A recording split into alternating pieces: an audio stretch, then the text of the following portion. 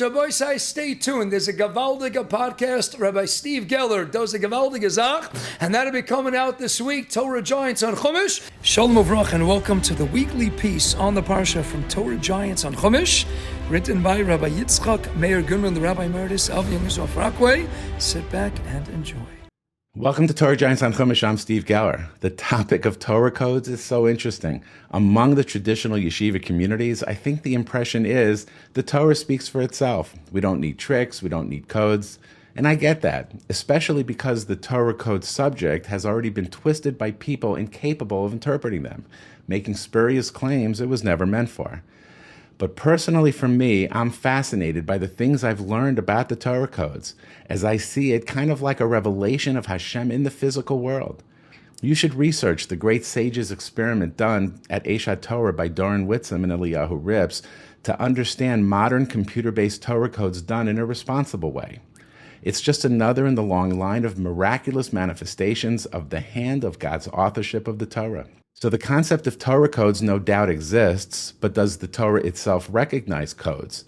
Does the Torah use codes? What do the Mefarshim say? Various Mefarshim refer indirectly to the concept of Torah codes, including gematrias, and including what sounds just like ELS, the equidistant letter sequences popular in modern Torah code research. The Tikkuni Zohar says there are 600,000 facets to the Torah, in the plain meaning, hints, homiletics, and secrets, even in letter combinations and crowns. The Vilna Gaon in Sifrei Ditzinusa says the Torah may be read forward, backward, and in cycles. Okay, but does the Torah itself acknowledge codes?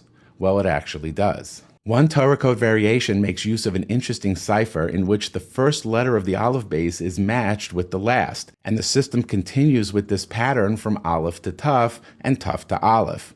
It's called Atbash because Aleph is paired with Taf, Beis is paired with Shin, and so on. These are the pairs of the Atbash cipher. Many people think it's a rabbinic invention, but it's actually found twice in Sefer Yirmiyahu. In Yirmiyahu 25:26, all the kings of the north, whether far from or close to each other, all the royal lands that are on the earth, and last of all, the king of Sheshach shall drink. What is Sheshach? Rashi tells us Sheshach is referring to Bavel, Babylonia, and explains that it's called Sheshach by using the Atbash cipher of the word Bavel. Pasuk 51:41 repeats the use of Sheshach as Bavel. How has Sheshach been captured?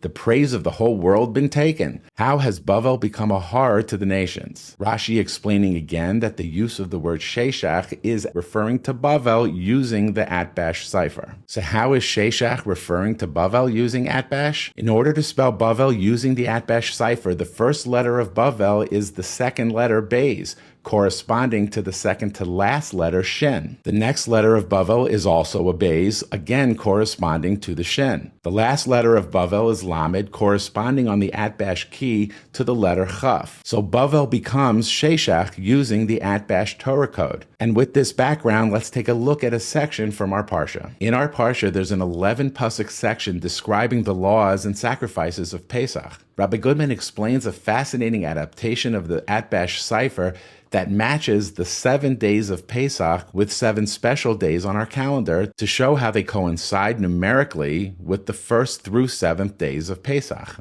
Of the 7-day Pesach Yom Tov, Yom Aleph of Pesach matches with the Taf of Tisha B'Av. Yom Beis of Pesach coincides with the Shin of the holiday of Shavuos. Yom Gimel of Pesach is matched with the Reish of Rosh Hashanah. Yom Dalet of Pesach is matched with the Kuf for Kriyas HaTorah, an obvious reference to Simchas Torah. Yom Hey of Pesach coincides with the Tzadi, the fast of Yom Kippur. The 6th day, Yom Vav, coincides with the Pei of Purim. And the 7th day of Pesach, Zion, corresponds with the letter Ayin, representing Israel's day of the independence, Yom Ha'atzma'ut. Well, we're in a little bit of a pickle, aren't we? The obvious question on this pshat is, what do all these special days have to do with Pesach that they should be found in an Atbash code from the 7 days of the Yom Tov? Well, I pulled off a bit of a coup here. We have the privilege of having one of today's preeminent Talmidei Chachamim, renowned author of amazing Sefarim on Chumash, Yom Tovim, the Haggadah, Purim, and an amazing Sefer on Tshuva. I told HaRav Immanuel Bernstein, Shlita, the piece from Rabbi Goodman that I was doing, and he immediately rattled off ideas on the connections between Pesach and the days that Atbash connected it to. He generously offered to record his amazing color on the subject. As far as I know, the source is actually in the Yotzers for Parsha Shkolim. There in Parsha Shkolim, you have this Atbash of the first day of Pesach, Tisha B'Av, etc. But to understand maybe a bit more of a thematic connection between Pesach and that other holiday, of course, Pesach is the beginning of everything. So the first day of Pesach will be the day that Tisha B'Av falls on that year. So this year, Pesach is Motzei Shabbos, Tisha B'Av will be itself Motzei Shabbos. What is the connection between them? There is a very interesting Beis Halevi in Parshas Shemos, and he discusses the well-known question of, if you look at the Bris Ben Abisarim, Parshas Lech Lecha, Avram is told that his descendants will be strangers, etc., for 400 years. As we know, we were in Mitzrayim for 210 years. And there's two basic approaches as to how to reconcile the discrepancy. You can either pack in, so to speak, the 400 years into 210, the difficulty of the Shibud, they worked them day and night.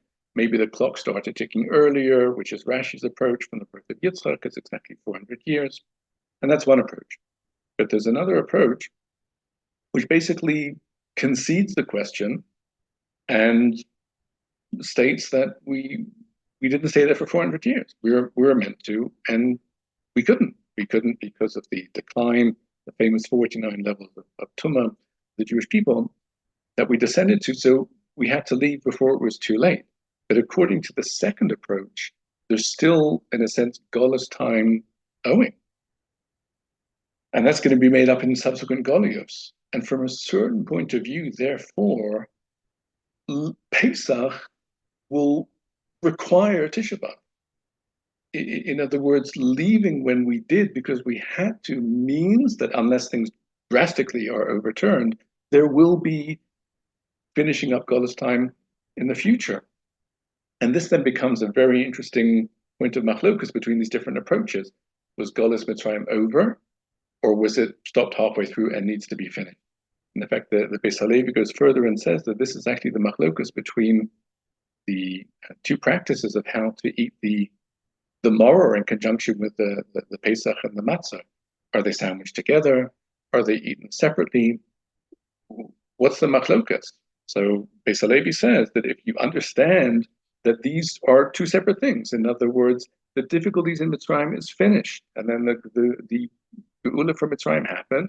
Whatever happens after that is its own thing, but these are two separate things. And that reflects the opinion of the Chachamim that the matzah and the maror are eaten separately. But according to Hillel, it's all sandwiched together. And in other words, the Pesach and the matzah and the maror, it all goes together because as soon as there's Pesach, there will be maror. And that's why we note on Seder night how the very same day that later on that year will be Tisha B'Av, unless things again are drastically overturned, which they could be in any given year. In terms of the second day, which leads to Shavuos, so that's in a sense very easy to understand because the second day of Pesach is the beginning of the Omer count, which takes us to Shavuos. The only thing that's worth, I think, mentioning there with regards to the beginning and the end of the Omer is that when it comes to spiritual things, location is a function of direction. That means that if you're headed to a good place, so then you're in a good place. As soon as you start the count, you're already in a good place, which means that Shavuos, which will come this day 7 weeks later, you can already see it as soon as you start counting. And interestingly, the downfall of Haman, moved to the Purim story, was actually on the day of the beginning of the counting of the Omer. As soon as the Jewish people are counting towards Shavuos, Haman is finished. That's an important yesod with regards to the spiritual things. If you're headed in a good direction, you're in a good place. With regards to Rosh Hashanah and Yom Kippur, so it's interesting that even before we get to the Atbash to connect them to Pesach, we connect them to Pesach and the davening. every Rosh Hashanah and every Yom Kippur, we say that they are both Zeicher Yetzias Mitzrayim, even though they don't seem to commemorate leaving Mitzrayim like Pesach did certainly, or even Shavuos, or even Sukkot. I mean, they're things that happened. Things that happened after we left Mitzrayim. But how are they Zeicher Yetzias Mitzrayim? Rav Wolbe, in the Alei Shur, in the second volume, he explains that the full impact of leaving Mitzrayim is not just what we would call a negative experience, meaning defined by what it isn't, no longer slaves to Paro, but it's defined by what it is, connected to Hashem. When you're connected to Hashem, you're open to experiences like Rosh Hashanah and Yom Kippur. These things would be completely incompatible with the Jewish people had they not left Mitzrayim to become Hashem's people. And therefore, although as far as episodes are concerned, these things aren't a remembrance of Yetzias Mitzrayim, we always remember Yetzias Mitzrayim at those times. How could we connect to Rosh Hashanah? We hadn't left Mitzrayim to become Hashem's people. And how could we get Yom Kippur? We hadn't left Mitzrayim to become Hashem's people. All of these things are ultimately Zeicher Yetzias Mitzrayim. And this brings us to Purim. And Purim, of course, is so much later, but from a certain point of view, Purim represents the culmination of Pesach, in the sense that the Ramban famously in the end of Parshas Bo, when he talks about the goal of Yetzias Mitzrayim, which is open miracles, and Ramban says Hashem is not going to perform open miracles in every generation, but he established his credentials, so to speak, in Yetzias Mitzrayim in order for people now to be on the lookout for Hashem's involvement in their lives. Purim famously is much more, it's lower key. If we hadn't been on alert that Hashem is involved in the world, we wouldn't have had eyes to see it in Purim. But Purim comes really at the other end of the year. Purim is always connected to Pesach. In a leap year, we'll defer Purim so that it's closer to Pesach, because it really represents the full reverberation of the message of Pesach, and thus it's connected in that way. So the Torah acknowledges the existence and usage of codes in an in-depth Torah understanding when guided through them from our Gedolim who understand how to mine the deepest, profound, and proper meaning from them. They are all for us to marvel at, like an amazing gematria or hidden words in Roshei or Sofei Tevos. And once again, another amazing reason for you to like this video, subscribe to our YouTube channel, but most importantly, hit the share button to paste the link to this video into emails, texts, Facebook, WhatsApp groups, or your social media of choice. Let Rabbi Goodman's hidden treasures be hidden no longer, and may we all enjoy the mitzvah of Talmud Torah together.